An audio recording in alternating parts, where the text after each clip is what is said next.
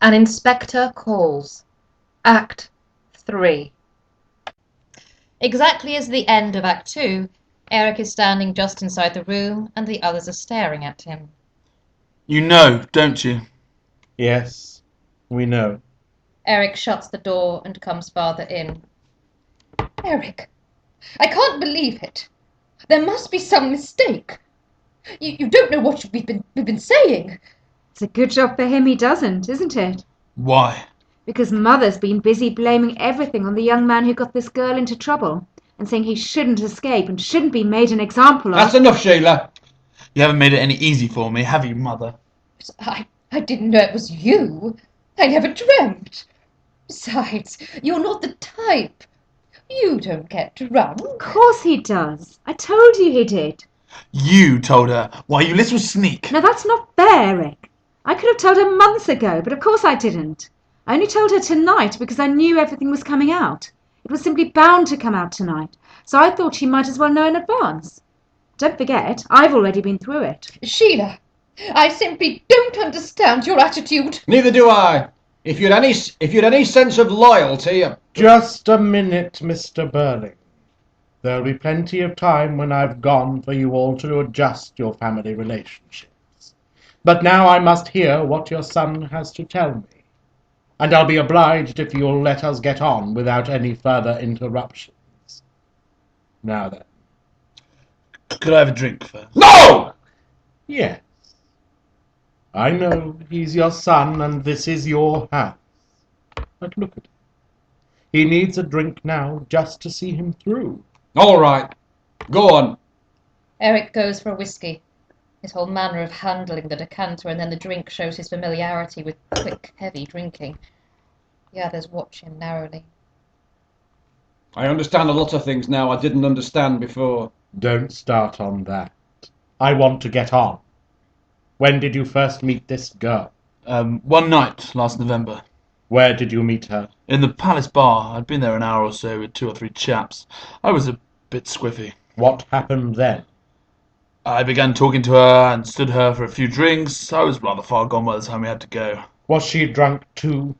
She told me afterwards that she was a bit, chiefly because she'd not had much to eat that day. Why had she gone? She wasn't the usual sort, but, well, I suppose she didn't know what to do. There were some women who wanted her to go there. I never quite understood about that. You went with her to her lodgings that night? Yes, I insisted, it seems. I'm not very clear about it, but afterwards she told me she didn't want me to go in, but that...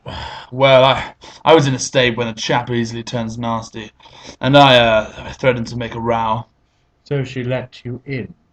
Yes, and that's when it happened. I didn't even remember. That's the hellish thing. Oh my God, how stupid it was. Oh, Eric, how could you? SHEILA, take your mother along to the drawing room. But I want to... You heard what I said! Go on, Sybil. He goes to open the door while SHEILA takes her mother out. Then he closes it and comes in. When did you meet her again? About a fortnight afterwards. By appointment? No, I couldn't remember her name or where she lived. It was all very vague, but I happened to see her again in the Palace Bar. More drinks? Yes, though that time I wasn't so bad. But you took her home again? Yes, and this time we talked a bit, and she told me something about herself, and I talked too. Told her my name and what I did.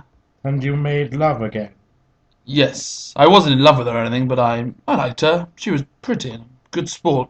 So you had to go to bed with her? Well, I'm old enough to be married, aren't I? And I'm not married. And I hate these fat old tarts around the town, the ones I see with some of your respectable friends with.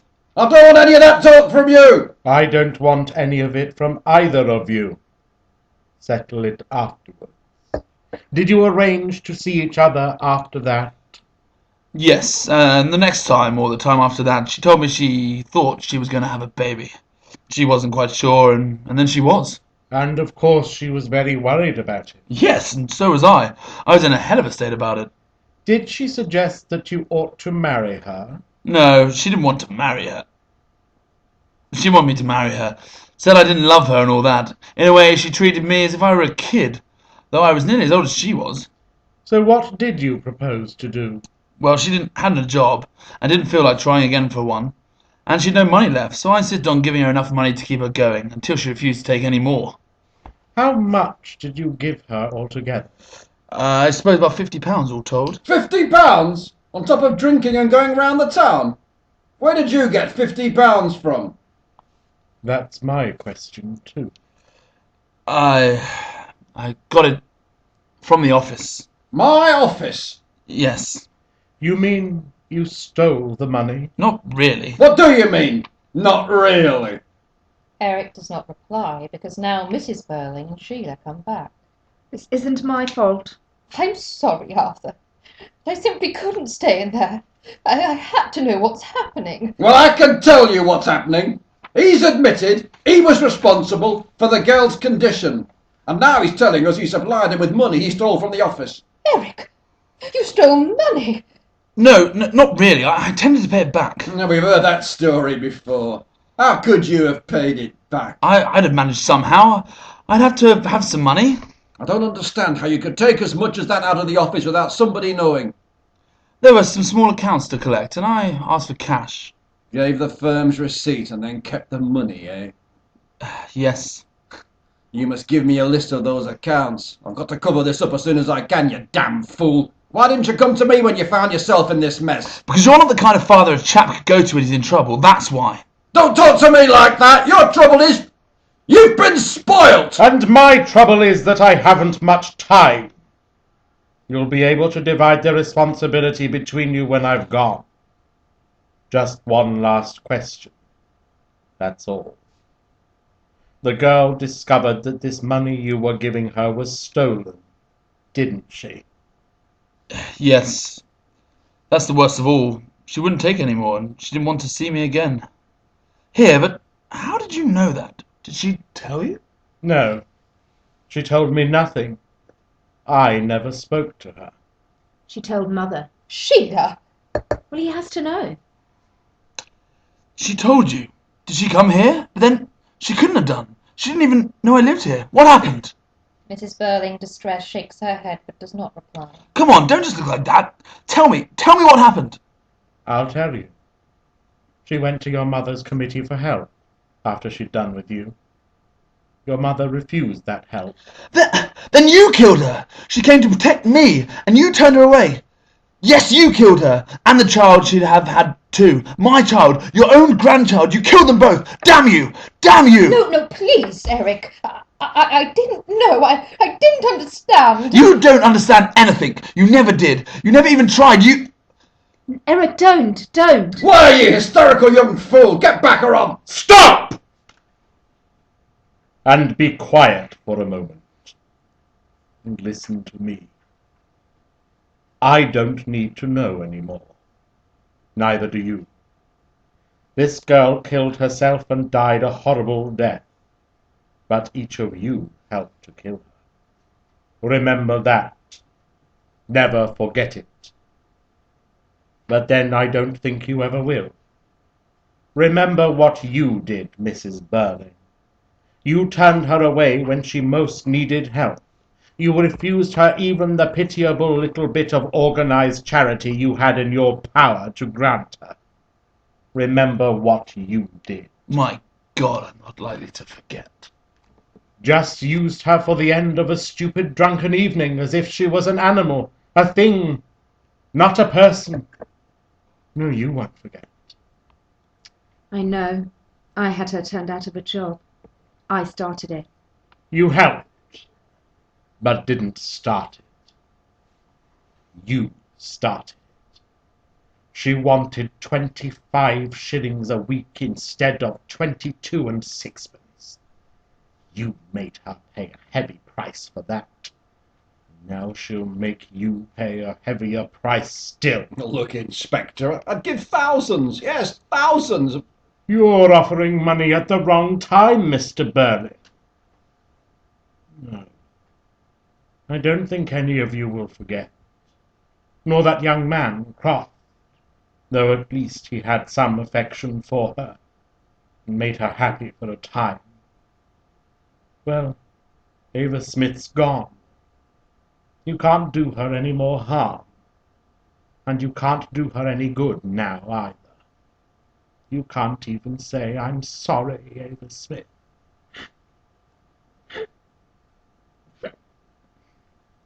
That's the worst of it.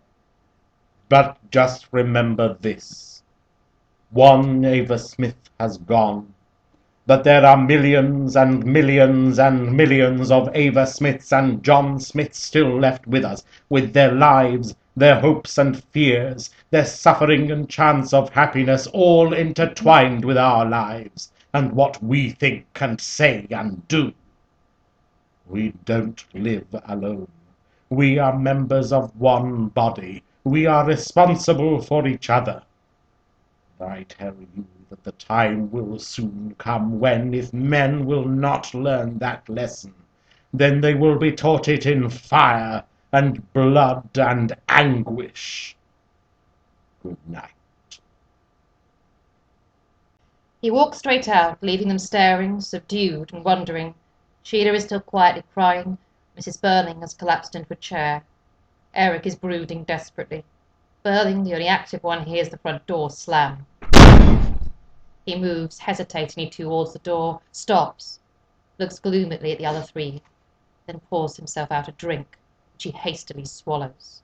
You're the one I blame for this. I'll bet I am. Yes, and you don't realise yet all you've done. Most of this is bound to come out. There'll be a public scandal. Well, I don't care now. You don't seem to care about anything. But I care. I was almost certain for a knighthood in the next honours list. Oh, for God's sake. What does it matter now whether you're given a knighthood or not? It doesn't matter to you. Apparently nothing matters to you. But it may interest you to know that until every penny of that money you stole is repaid, you'll work for nothing. And there's going to be no more of this drinking around the town and picking up women in the palace bar. I should think not, Eric. I'm absolutely ashamed of you. Well, I don't blame you, but don't forget I'm ashamed of you as well. Yes, both of you. Drop that. There's every excuse for what both your mother and I did. It turned out unfortunately, that's all. That's all? Well, what have you to say? I don't know where to begin. Then don't begin. Nobody wants you to. I behaved badly too. I know I did. I'm ashamed of it. But now you're beginning all over again to pretend that nothing much has happened. Nothing much has happened. Haven't I already said there'll be a public scandal? Unless we're lucky. And who here will suffer from that more than I will? But that's not what I'm talking about. I don't care about that. The point is, you don't seem to have learnt anything. Don't I? Well, you're wrong there. I've learnt plenty tonight. And you don't want me to tell you what I've learnt, I hope. When I look back on tonight, when I think of what I was feeling when the five of us sat down to dinner at that table... Yes, and don't you remember what you said to Gerald and me after dinner, when you were feeling so pleased with yourself? You told us that a man has to make his own way, look after himself and mind his own business, and that we weren't to take any notice of these cranks who tell us that everyone has to look after everybody else, as if we were all mixed up together. Do you remember? Yes, and then one of those cranks walked in.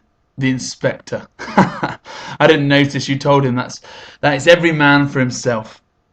Is that when the inspector came? Just after Father had said that? Yes, what of it? Now what's the matter, SHEILA? It's queer. Very queer. I know what you're going to say. Because I've been wondering myself. It doesn't much matter now, of course. But was he really a police inspector? Well, if he wasn't, it matters a devil of a lot. Makes all the difference. No, it doesn't. Don't talk rubbish, of course it does. Well, it doesn't to me. And it oughtn't to you either. Don't be childish, SHEILA. I'm not being. If you want to know, it's you two who are being childish, trying not to face the facts. I won't have that sort of talk. Any more of that and you leave this room. That'll be terrible for her, won't it? I'm going anyhow in a minute or two. But don't you see, if all that's come out tonight is true, then it doesn't much matter who it was who made us confess. And it was true, wasn't it? You turned the girl out of one job, and I had her turned out of another. Gerald kept her, at a time when he was supposed to be too busy to see me. Eric, well, we know what Eric did. And Mother hardened her heart and gave her the final push that finished her. That's what's important, and not whether man is a police inspector or not. He was our police inspector, all right. That's what I mean, Eric. But if it's any comfort to you, and it wasn't to me, I have an idea, and I had it all along, vaguely, that there was something curious about him. He never seemed like an ordinary police inspector. You're right, I felt it too. Didn't you? Well, I must say his manner was quite extraordinary. So rude and assertive. And look at the way he talked to me, telling me to shut up and so on. He must have known I was an ex-Lord Mayor and a magistrate and so forth. Besides, the way he talked, you remember. I mean, they don't talk like that. I've had dealings with dozens of them. All right. But it doesn't make any real difference, you know. Of course it does. No, Sheila's right, it doesn't. That's comic, that is, coming from you. You're the one it makes most difference to. You've confessed to theft. And now he knows all about it, that he can bring it out at the inquest and then, if necessary, carry it to court. He can't do anything to your mother and SHEILA and me, except perhaps make us look a bit ashamed of ourselves in public, but as for you, he can ruin you, you know. We hardly ever told him anything he didn't know. Did you notice that? That's nothing. He had a bit of information left by the girl and made a few smart guesses. But the fact remains that if we hadn't talked so much, he'd have had little to go on. And really, when I come to think of it, why you all had to go letting everything come out like that beats me. It's all right talking like that now, but he made us confess. He certainly didn't make me confess, as you call it. I told him quite plainly that I thought I had done no more than my duty. Oh, Mother! The fact is, you allowed yourself to be bluffed. Yes, bluffed. Now, really, Arthur. No, not you, my dear, but these two. That fellow obviously didn't like us. He was prejudiced from the start. Probably a socialist or some sort of crank. He talked like one. And then instead of standing up to him, you let him bluff you into talking about your private affairs. You ought to have stood up to him. Well, I didn't notice you standing up to him. No, because by that time you'd admitted you'd been taking money. What chance had I after that? I was a fool not to have insisted upon seeing him alone. That wouldn't have worked. Of course it wouldn't. Really? From the way you children talk, you might be wanting to help him instead of us. Now, just be quiet, so that your father can decide what we ought to do. Yes, well, we'll have to do something. And get to work quickly, too. As he hesitates, there is a ring at the front door. They look at each other in alarm. Now, who's this? Had I better go? No, Edna will go. I asked her to wait up to make us some tea. It might be Gerald coming back. Oh, yes, of course. I've forgotten about him. Edna appears. It's Mr. Croft. Gerald appears and Edna withdraws. I hope you don't mind my coming back. No, of course not, Gerald.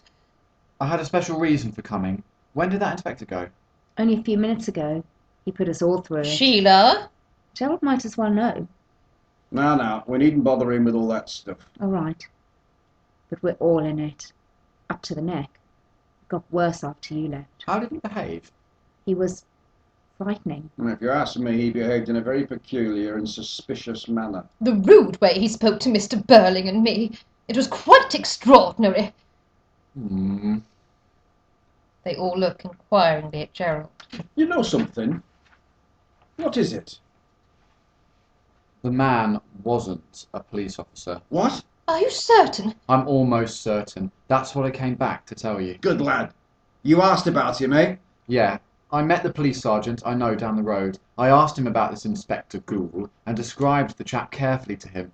He swore that there wasn't any Inspector Gould or anybody like him on the force here. You didn't tell him. No. I passed it off by saying I'd been having an argument with somebody. But the point is, this sergeant was dead certain they hadn't any inspector at all like the chap who came here. By jingo! A fake! Didn't I tell you? Didn't I say I couldn't imagine a real police inspector talking like that to us? Well, you were right. There isn't any such inspector. We've been had. I'm going to make certain of this. What are you going to do? Ring up the Chief Constable, Colonel Roberts. Careful what you say, dear. Of course. Brumley 8752. I was going to do this anyhow. I've had me suspicions all along. Colonel Roberts, please. Mr. Arthur Birling here. Oh, Roberts. Birling here. Sorry to ring you up so late, but can you tell me if an Inspector Gould has joined your staff lately? Gould. Goole. A new man. Tall, clean-shaven. I see. Yes. Ah, well, that settles it. No, just a little argument we were having here. Good night. There's no Inspector Gould on the police. That man definitely wasn't a police inspector at all. As Gerald says, we've been had. I felt it all the time. He never talked like one. He never even looked like one. This makes a difference, you know. In fact, it makes all the difference. Of course. I suppose we're all nice people now. If you've nothing more sensible than that to say, Sheila, you'd better keep quiet. She's right, though. And you'd better keep quiet anyhow. If that had been a police inspector and he'd heard your confession... Arthur, careful. Yes, yes. You see, Gerald, you happen to know the rest of our crimes and idiocies. That's all right. I don't want to know. What do you make of this business now? Was it a hoax? Of course. Somebody put that fellow up to coming here and hoaxing us. There are people in this town who dislike me enough to do that. We ought to have seen through it from the first. In the ordinary way, I believe I would have done, but coming like that, bang on top of our little celebration, just when we were all feeling so pleased with ourselves, naturally took me by surprise. I wish I'd been here when that man first arrived. I'd have asked him a few questions before I allowed him to ask us any. It's all right saying that now. I was the only one of you who didn't give in to him. And now I say we must discuss this business quietly and sensibly, and decide if there's anything to be done about it. You're absolutely right, my dear. Already we've discovered one important fact, that the fellow was a fraud, and we've been hoaxed. And that may not be the end of it by any means. I'm sure it isn't. You are, eh? Good. Eric, sit down. I'm all right. All right. You're anything but all right. And you needn't stand there as if As if what? As if you'd done nothing, as if you'd nothing to do with us. Just remember your own position, young man. If anybody's up to the neck in this business, you are. So you'd better take some interest in it. I do take some interest in it. I take too much. That's my trouble. It's mine too. Now listen, you two. If you're still feeling on edge, then the least you can do is keep quiet. Leave this to us. I'll admit that fellow's antics rattled us a bit, but we found him out. And all we have to do is keep our heads. Now it's our turn. Our turn to do what? To behave sensibly, Sheila, which is more than you're doing. What's the use of talking about behaving sensibly? You're beginning to pretend now that nothing's really happened at all. And I can't see it like that. This girl's dead, isn't she? Nobody brought her to life, have they? That's just what I feel, Eric. And it's what they don't seem to understand. Whoever that chap was, the fact remains that I did what I did, and Mother did what she did, and the rest of you did what you did to her. It's still the same rotten story whether it's been told to a police inspector or to somebody else. According to you, I ought to feel a lot better. I stole some money, Gerald. You might as well know. I don't care. Let him know. The money's not the important thing. It's what happened to the girl and what we all did to her that matters. And I still don't feel the same about it. And that's why I don't feel like sitting down and having a nice, cosy talk. And Eric's absolutely right. And it's the best thing any one of us has said tonight. And it makes me feel a little less ashamed of us. You're just beginning to pretend all over again. Look, for goodness sake! Arthur! Well, my dear, they're so damned exasperating. They just won't try to understand our position or to see the difference between a lot of stuff like this coming out in private and a downright public scandal. And I say the girl's dead, and we all helped to kill her, and that's what matters. And I say, either stop shouting or get out!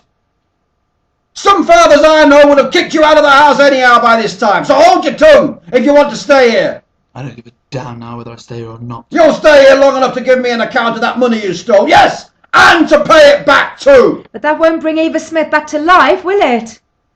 And it doesn't alter the fact that we helped to kill her. But is it a fact? Of course it is. You don't know the whole story yet. I suppose you're going to prove now you didn't spend last summer keeping this girl instead of seeing me, eh? I did keep a girl last summer. I've admitted it, and I'm sorry, Sheila. Well, I must admit you came out of it better than the rest of us. The inspector said that. He wasn't an inspector! Well, he inspected us all right. And don't let's start dodging and pretending now.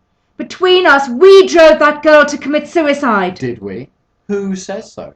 Because I say there's no more real evidence we did than there was that that chap was a police inspector. Of course there is. No, there isn't. Look at it. A man comes here pretending to be a police officer. It's a hoax of some kind. Now what does he do? Very artfully, working on bits of information he's picked up here and there, he bluffs us into confessing that we've all been mixed up in this girl's life in one way or another. And so we have. But how do you know it's the same girl? Now, wait a minute. Let's see how that would work. No, it wouldn't. We all admitted it. All right, you all admitted something to do with the girl. But how do you know it's the same girl? He looks round triumphantly at them. As they puzzle this out, he turns to Birling, after a pause. Look here, Mr. Birling. You sack a girl called Eva Smith. You've forgotten, but he shows you a photograph of her, and then you remember, right? Yes, that part's straightforward enough, but what then? Well, then he happens to know that SHEILA once had a girl sacked from Millwood shop. He tells her that it's the same girl, Eva Smith, and he shows her a photograph that she recognises. Yes, the same photograph. How do you know it's the same photograph? Did you see the one your father looked at? No, I didn't. And did your father see the one that he showed you? No, he didn't. I see what you mean now. We've no proof it was the same photograph, and therefore no proof it was the same girl. Now take me. I never saw a photograph, remember? He caught me out by suddenly announcing that this girl changed her name to Daisy Renton. I gave myself away at once because I'd known a Daisy Renton. And there wasn't the slightest proof that this Daisy Renton was really Eva Smith. We've only his word for it. And we'd his word for it that he was a police inspector, and we know now he was lying. So he could have been lying all the time. Of course he could. Probably was. Now what happened after I left? I was upset because Eric had left the house, and this man said that if Eric didn't come back, he'd have to go and find him. Well, that made me feel worse still, and then his manner was so severe, and he seemed so confident. Then, quite suddenly, he said I'd seen Eva Smith only 2 weeks ago. Those were his exact words. And like a fool, I said yes, I had. I don't see now why you did that. She didn't call herself Eva Smith when she came to see you at the committee, did she? No, of course she didn't. But feeling so worried when we suddenly turned on me with those questions, I answered more or less as he wanted me to answer. But, Mother, don't forget that he showed you a photograph of the girl before that, and you obviously recognised it. Did anybody else see it? No, he showed it only to me. Then don't you see, there's still no proof it was really the same girl. He might have showed you a photograph of any girl who applied to the committee. And how do we know she was really Eva Smith? Or Daisy Renton? And Gerald's dead right. He could have used a different photograph each time and we'd be none the wiser.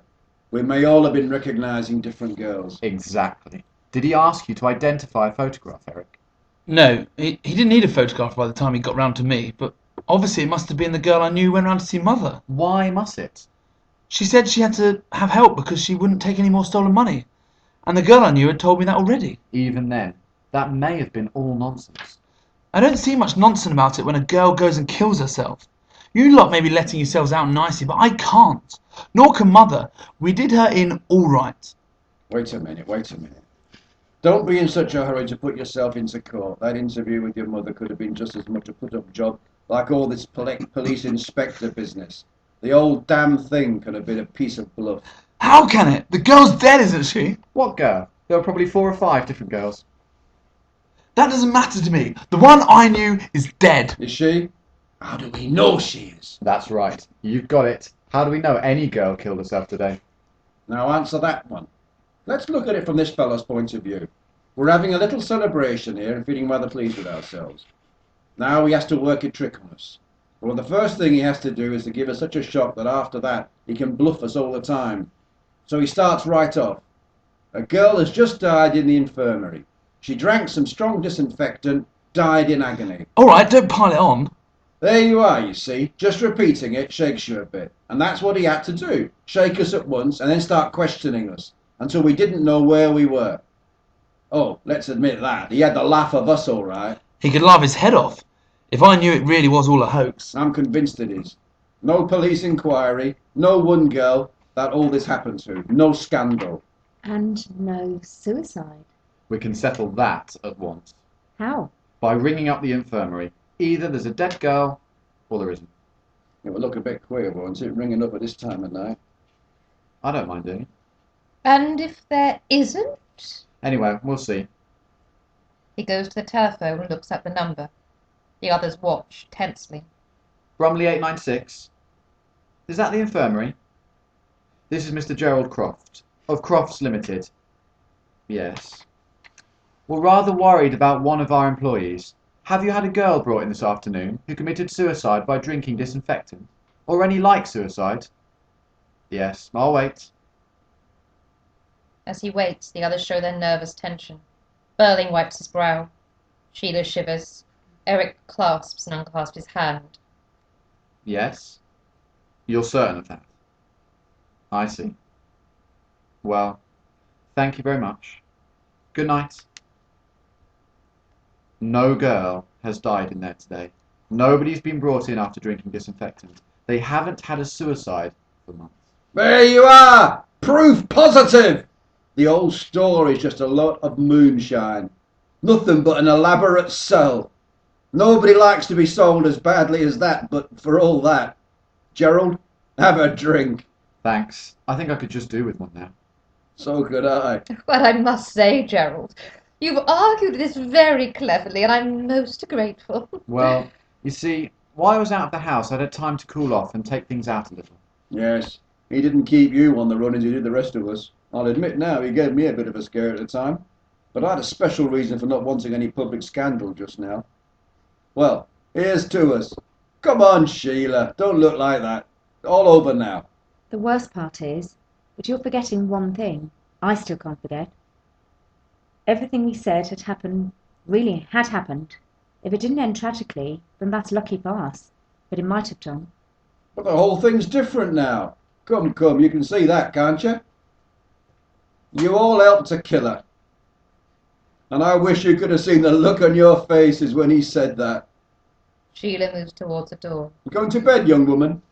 I want to get out of this. It frightens me the way you talk. Nonsense. You'll have a good laugh over it yet. Look, you'd better ask Gerald for that ring you gave him back, hadn't you? Then you'll feel better. You're pretending everything's just as it was before. I'm not. No, but these others are. Well, isn't it? We've been had, that's all. So nothing really happened. So there's nothing to be sorry for, nothing to learn. We can all go on behaving just as we did. Well, why shouldn't we? I tell you, whoever that inspector was, it was anything but a joke. You knew it then. You began to learn something. And now you've stopped. You're ready to go on in the same old way. And you're not, eh? No, because I remember what he said, how he looked and what he made me feel. Fire and blood and anguish. And it frightens me the way you talk, and I can't listen to any more of it. And I agree with Sheila. It frightens me too. Oh, well, go to bed then, and don't stand there being hysterical. If they're overtired, in the morning they'll be as amused as we are. Everything's all right now, Sheila. What about this ring? No, not yet. It's too soon. I must think. Now look at the pair of them. The famous younger generation, who knows it all.